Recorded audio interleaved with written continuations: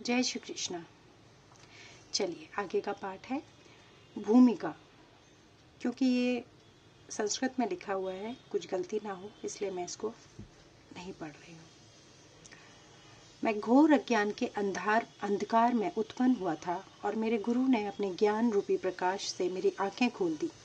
मैं उन्हें सादर नमस्कार करता हूँ। शील रूप गोस्वामी प्रभुपाद जब मुझे अपने चरण कमलों में शरण प्रदान करेंगे, जिन्होंने इस जगत में भगवान चैतन्य की इच्छा की पूर्ति के लिए प्रचार योजना की स्थापना की है।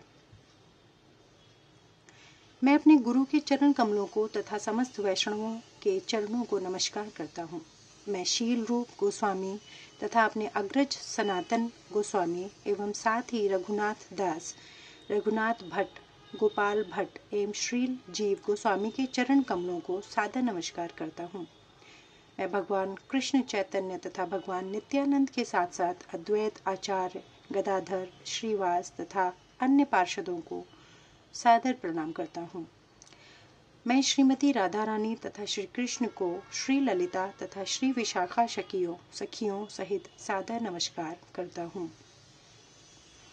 हे कृष्ण, आप दुखियों के सखा तथा सृष्टि के उद्गम हैं।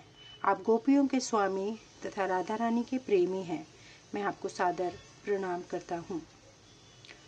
मैं उन राधा रानी को प्रणाम करता हूँ जिनकी शारीरिक कांति पिघले सोने के सदृश है, जो वृंदावन की महारानी है। आप राजा वृषभानु की पुत्री हैं और भगवान श्री कृष्ण को अत्यंत प्रिय है। मैं भगवान के समस्त वैष्णव भक्तों को सादर नमस्कार करता हूँ। मैं कल्प वृक्ष के समान सबों की इच्छाएं पूर्ण करने में समर्थ हूँ तथा पतित जीवन आत्माओं के प्रति अत्यंत दयालु हूँ।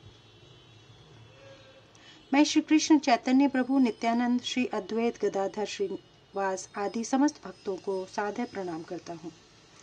हरे कृष्ण कृष्ण कृष्ण हरे हरे, हरे राम राम राम हरे हरे। भगवत गीता को गीतोपनिषद भी कहा जाता है। यह वैदिक ज्ञान का सार है और वैदिक साहित्य का सर्वाधिक महत्वपूर्ण उपनिषद है। निसंदेह भगवत गीता पर अंग्रेजी भाषा में अनेक भाष्य प्राप्त हैं। अतएव एक अन्य भाष्य की आवश्यकता के बारे में प्रश्न किया जा सकता है। इस प्रस्तुत संस्करण का प्रयोजन इस प्रकार बताया जा सकता है। हाल ही में एक अमेरिकी महिला ने मुझसे भगवत गीता के एक अंग्रेजी अनुवाद की संस्तुति चाही। निसंदेह अमेरिका में भगवत गीता के अनेक अंग्रेजी संस्करण उपलब्ध हैं, लेकिन जहाँ तक मैंने देखा है, केवल अमेरिका ही नहीं अपितु भारत में भी उनमें से कोई पूर्ण रूप से प्रमाणित संस्करण नहीं मिलेगा, क्योंकि लगभग हर एक संस्करण में भाष्यकार ने भगवत गीता यथारूप में के मर्म का स्पर्श किए बिना अपने मतों को व्यक्त किया है। भगवत गीता का मर्म भगवत गीता में ही व्यक्त है। यह इस प्रकार है, यदि हमें किसी औषधि विशेष का सेवन करना हो तो उस पर लिखे निर्देशों का पालन करना होता है। हम मनमाने ढंग से या मित्र की सलाह से औषधि नहीं ले सकते। इसका सेवन लिखे हुए निर्देशों के अनुसार या चिकित्सक के निर्देशानुसार करना होता है।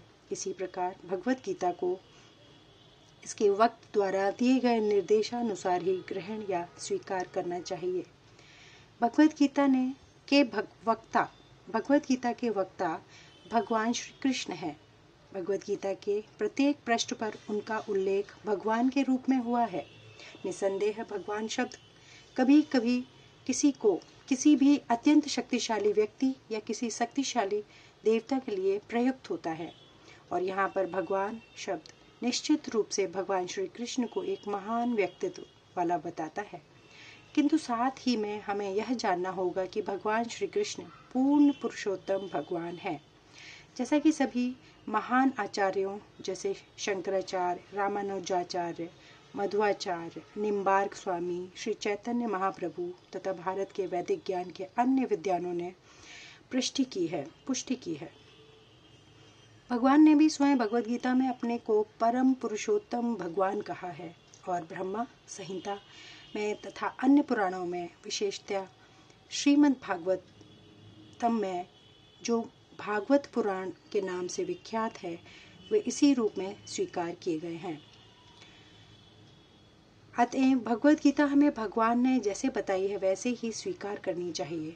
भगवत गीता के 4th अध्याय में भगवान कहते हैं,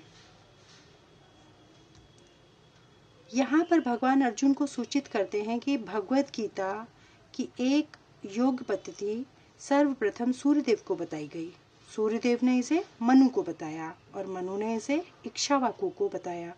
इस प्रकार गुरु परंपरा द्वारा यह योग पद्धति एक व्यक्ति से दूसरे वक्ता तक पहुंचती रही, लेकिन कालांतर में यह छिन्न भिन्न हो गई। फलस्वरूप भगवान को इसे फिर से बताना पड़ रहा है। इस बार अर्जुन को कुरुक्षेत्र में के युद्ध स्थल में वे अर्जुन से कहते हैं कि तुम्हें यह परम रहस्य इसलिए प्रदान कर रहा हूँ क्योंकि तुम मेरे भक्त तथा मित्र हो।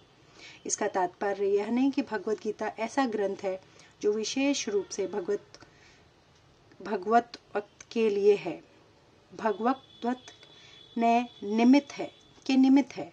अध्यात्मवादियों की 3 श्रेणियां हैं, ज्ञानी, योगी तथा भक्त। यह की निर्विशेषवादी, ध्यायी और भक्त। यहाँ पर भगवान अर्जुन से स्पष्ट कहते हैं कि वे उसे इस नवीन परंपरा मतलब गुरु परंपरा का प्रथम पात्र बना रहे हैं, क्योंकि प्राचीन परंपरा खंडित हो गई थी।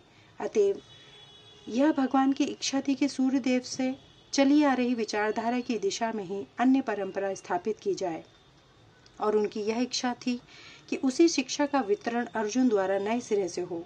वे चाहते थे कि अर्जुन भगवत गीता का ज्ञान प्रामाणिक आधिकारिक बने।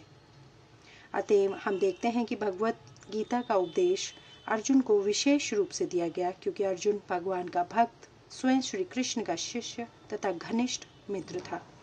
अतएव जिस व्यक्ति में अर्जुन जैसे गुण पाए जाते हैं वह भगवत गीता को सबसे अच्छी तरह समझ सकता है।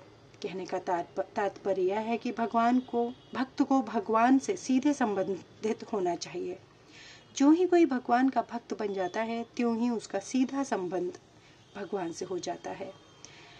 यह एक अत्यंत विशद विषय है, लेकिन संक्षेप में यह बताया जा सकता है कि भक्त तथा भगवान के मध्य 5 प्रकार का संबंध हो सकता है।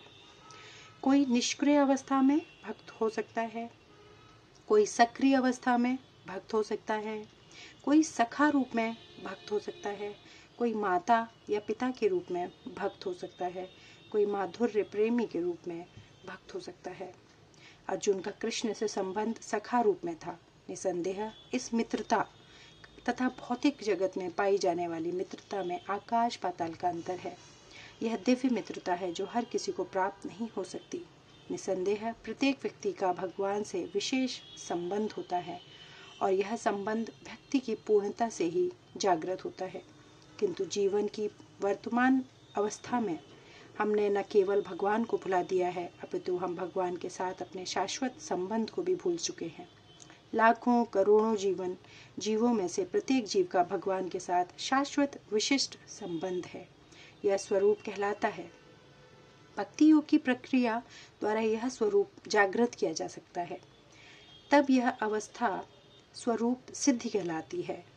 यह स्वरूप की अर्थात स्वाभाविक या मूलभूत स्थिति की पूर्णता कहलाती है। अतएव अर्जुन भक्त था और भगवान के संपर्क में मित्र रूप में था। हमें इस बात पर विशेष ध्यान देना चाहिए कि अर्जुन ने भगवत गीता को किस तरह ग्रहण किया। इसका वर्णन 10वें अध्याय में इस प्रकार हुआ है। इसके आगे अगले ब्लॉग में। धन्यवाद।